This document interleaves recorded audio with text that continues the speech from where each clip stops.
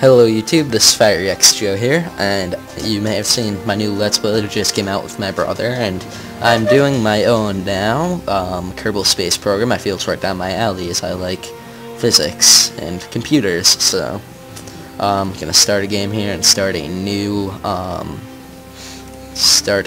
space program. Well, this will be my Let's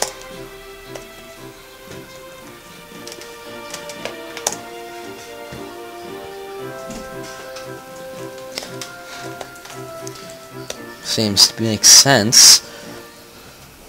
Okay, so as of any new space program, first thing you have to do is, launch stuff into space. So I'm going to make an unmanned probe here, and this is just showing off the mechanics of the game. So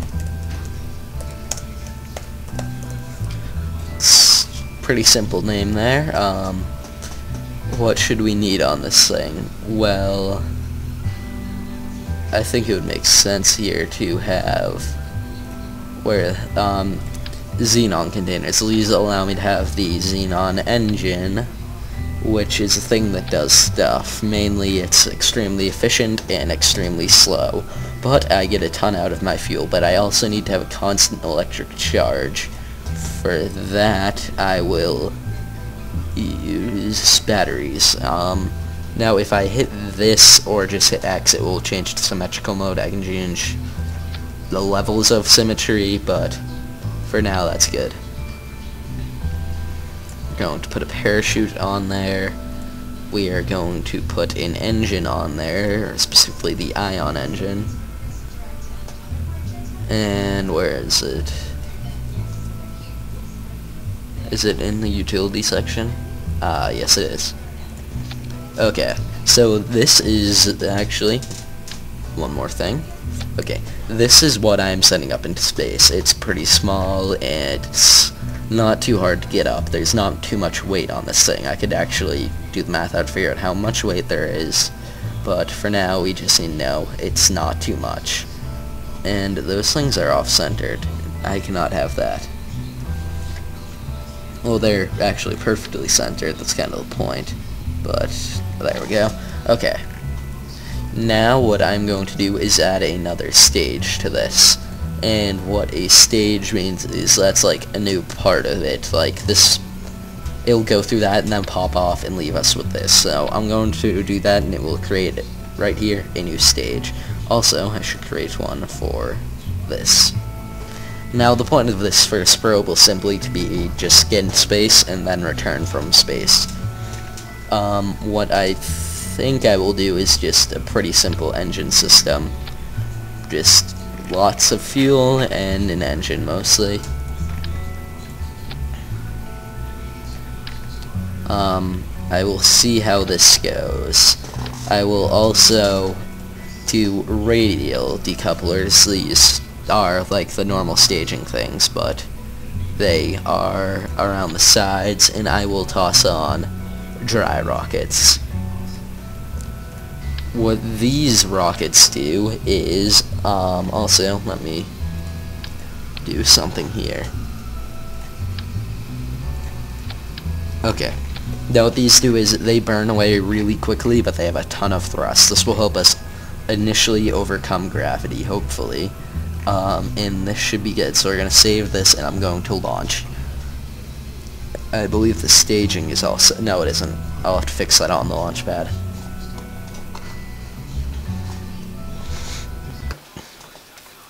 Okay, now it's going to go to launch pad. This might be a bit slow because I'm recording and I'm rendering out a video. So, be right back. Sorry for that quick interruption. So basically, what I'm going to do here is, this describes what order things happen in. So currently, these engines fire off, they drop off, then this fires off, and apparently also comes off from there. Then this goes off, then this. I can show you what this would look like, actually. I think I will for learning purposes. Not well, actually. I will need to resort these, and I'll show you how immediately after. So, I'll hit spacebar to launch this. We'll accelerate very quickly. What happened to the engine there? Did it not happen? Oh, it blew up maybe. I'm not too sure actually. I have no idea what happened to that. There was at one point an engine there.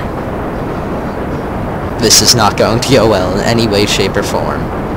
It wasn't anyway, but whatever. So this is why we do need to pay attention to what it's automatically setting up the staging, because that's usually not how you want it to be.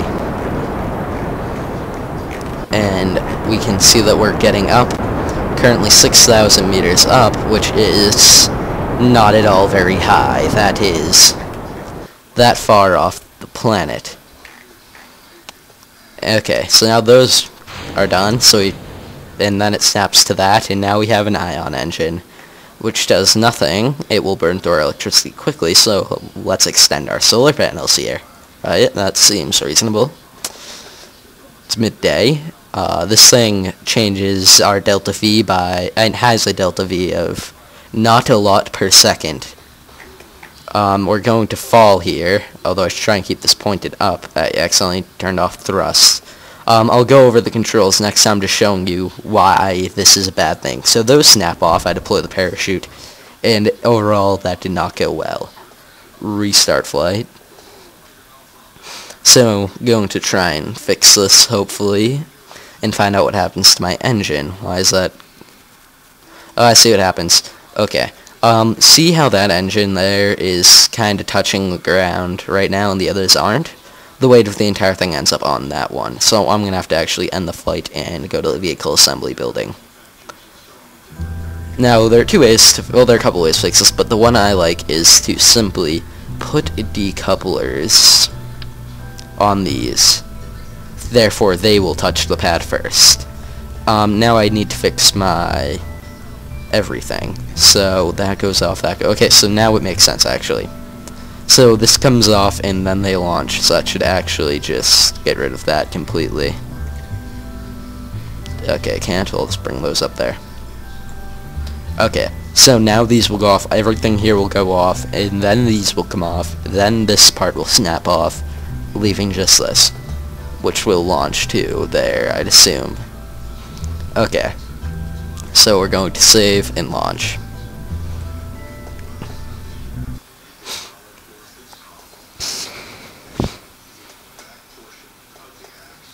Okay, now most of my navigation here is, you'll get used to it, doing it from here isn't, well, using this nav ball. I'll kind of explain a bit more of that once I get there. You hit space to go to either to launch your thing, which starts the first stage, or to go to the next stage, which means that it executes everything in the next stage, basically. If I hit T, it'll turn on this SAS thing, which tries to keep me on course. That's what this thing does, and makes that a bit better at doing that. And I can also turn on RCS. I don't have any of that, but that's kind of better for steering. You'd need to have parts on for that, though. I can right-click certain parts to extend them. I can hit Shift or Control to raise and lower the throttle here. And I can hit X to get rid of it entirely, to drop it down. I can also do a couple of other things. I steer with WASD, mostly. Q and E rotate. W would go this way on the nav ball, D goes this way, I believe it might go that way. A goes opposite of D, S goes the opposite of W. Actually, yeah, I think that it is W this way, A, S, D, because they go the opposite way that you push. For some reason I can't think that, but I'll figure it out immediately. So I'm going to turn my SAS on here to try and go straight up. And once I hit about 10,000 meters, once the atmosphere thins out a bit, I'm going to turn my ship in and burn that way, because when you think about gravity, it just ends up making more sense that way. Basically, gravity will be assisting me a bit in getting out of the, getting out of, like, the atmosphere, basically. So once I'm outside the atmosphere, I don't have anything slowing me down. Obviously, in the real world, like down here where we live, if I throw a ball, it slows down. In space, it doesn't, because there's nothing to slow it down. So this will help me get out there more quickly. So, oh, the engine popped again into flight. Why does it keep doing that? I think it's still below them. Yes, it is. Okay, well, that talk through didn't help much. Okay, we'll just toss on more of them. And put them all up there. Save launch. Clear launch pad and proceed. Okay, this should work out a bit better. Like, this definitely won't happen. It was just the engine was still touching the ground first. Okay, let's try again. It's going to take a bit for physics to decide it wants to. Okay, there we are. And launch. Okay, see, now it hasn't exploded. I'm going to hit T, just turn on my SAS, try and keep straight up. And you can say we're getting very far away from Earth very quickly. Like I said, in the grand scheme of things, not too far away. Right now, we're about that far up. We need to be about this far up-ish to get into orbit. This is the majority of the atmosphere, that blue ring-ish area. The atmosphere ends at 70,000 feet up, meters up. I might make that mistake a lot. I'm not very good with meters. Like, if I'm told 1,000 meters, I'm not too sure how long that is. I know, like, where the atmosphere is and stuff. I just not good at judging distance in meters. I should be dropping the solid fuel engines off soon. Yes. Now. Okay. And now we are just going on this, and we are decelerating, which is not good, so I'm going to turn over and hopefully stop decelerating. I want to be going the other way. Come on. This is not very responsive. I might put RCS on it to make it a bit better. Normally I would go with an asparagus stock system. That's kind of too much to explain at once. Yeah, okay, control. Okay, now we are accelerating. Now that we aren't trying to fight gravity directly. And I should start to get an orbit that's actually, like, visible. This point is not where we are. This is where we are. This is our projected orbit, the Apo-Apps, or Apo-Key, because the planet Kerbal, the name would be different depending on it. Scott Manley goes into that. Anyway, that is the point where I'm farthest from the planet and going the slowest. Let's see here. I should probably fix this a bit. I wanted to go east because that's the way the Earth orbits, or Kerbal orbits. Okay. I'm gonna start lowering how much thrust I'm giving it. And I'm gonna try and get this up to 100,000. This might not even be enough to get me out this amount of fuel. How much do I have? 400 gallons? Okay. Yeah, that might not be enough. We'll see. Okay, now what I'm going to do is I'm going to head here. I'm going to add a maneuver. Sorry. Okay. So, this means burn towards the object you're orbiting, burn away, burn up, burn down. This is burn exactly the way you are currently going. This means burn opposite to the way you are going. So this is what will get me into an orbit. And 60,000, 118,000, 76,000, 133,000. Okay, I want a kind of elongated orbit. So I'm going to burn about there, because this will make re-entry a bit easier, if I'm correct. Although I'm not sure how much. This is delta V. That means that is how much the delta means change in. So that's how much we need to change our velocity to make our orbit like this. And you will now see on our nav ball this yellow thing, which is how to. Yeah, that's the direction we are currently going. The blue is the target. So that's the target to get it like this, not because I plan the burn to get. It's hard to explain. Either way. Okay, so you'll see the node is in T-minus 30. Oh god, I need to get that way quickly. Okay, an estimated burn is 1:21. So I'm going to turn my engine now and start burning. And then once my engine's on, turning should be a bit easier, so I should be able to get over to where I should be burning my engine much more quickly that way. And also, now that we are in space, I don't have to worry about the atmosphere tearing off my solar panels. So when I get some time for that, I will open those up. This thing is not very good at handling. Well, I'm sort of elongating my orbit. I'll just burn until I'm out of fuel, basically, I think, and we'll see where that gets me.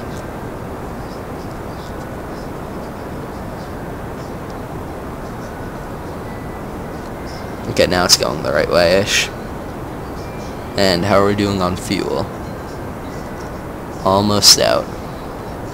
I'm just gonna burn the way I'm going, basically, at this point. I don't care about hitting the target too much, because I'm not trying to target anything in particular. I'm just trying to get fast enough to be in orbit.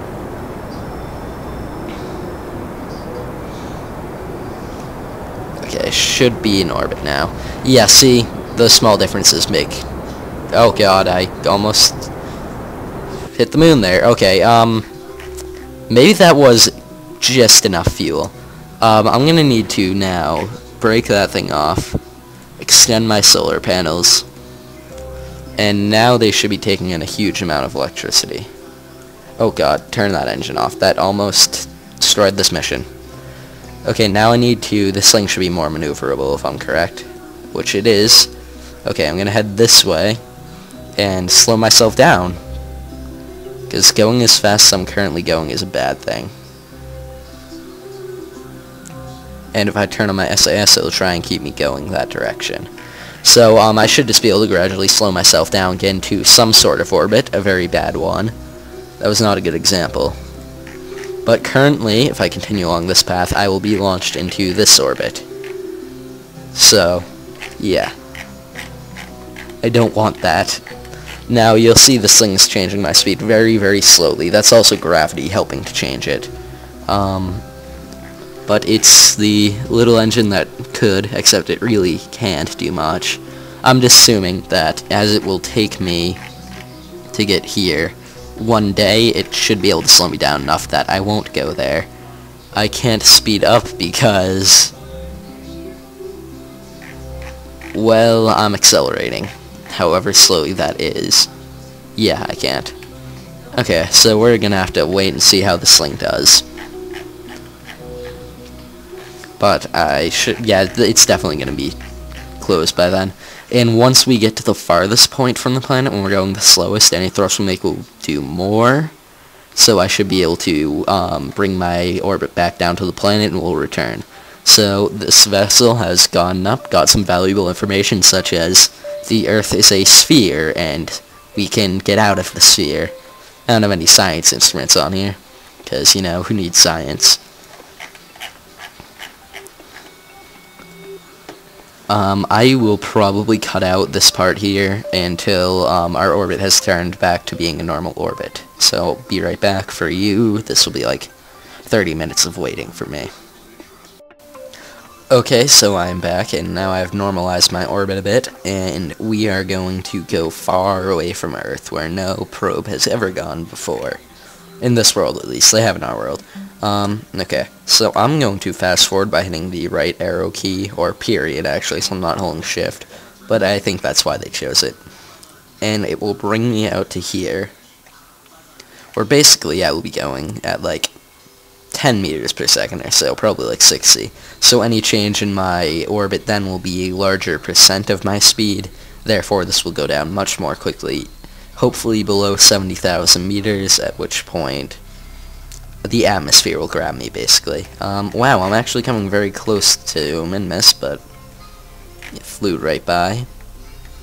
And I'm about a mile, not a mile, okay, 1,000 miles or so below it.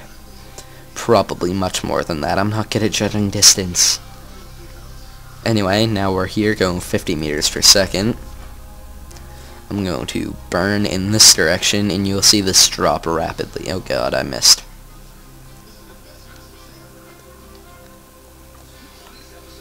T, okay. So, watch this number here. I'm just thrusting tiny amounts. And I'm just going to bring this down to like 40,000 or so. And we will then hopefully be pulled in by the atmosphere. Okay. So now I'm just going to speed up a bit more.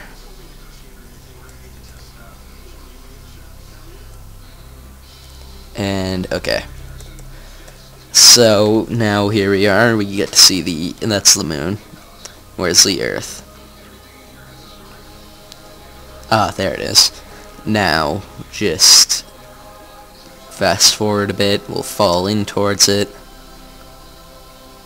and we should hit the atmosphere anytime now. Okay, we just hit the atmosphere.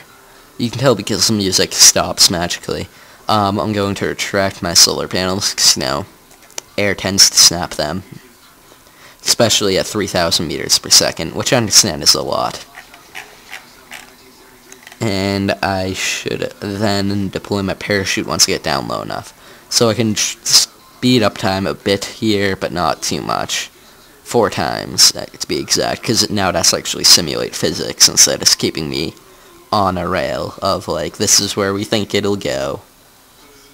Once I start changing my speed, it has to recalculate, and it has to slow down time a lot.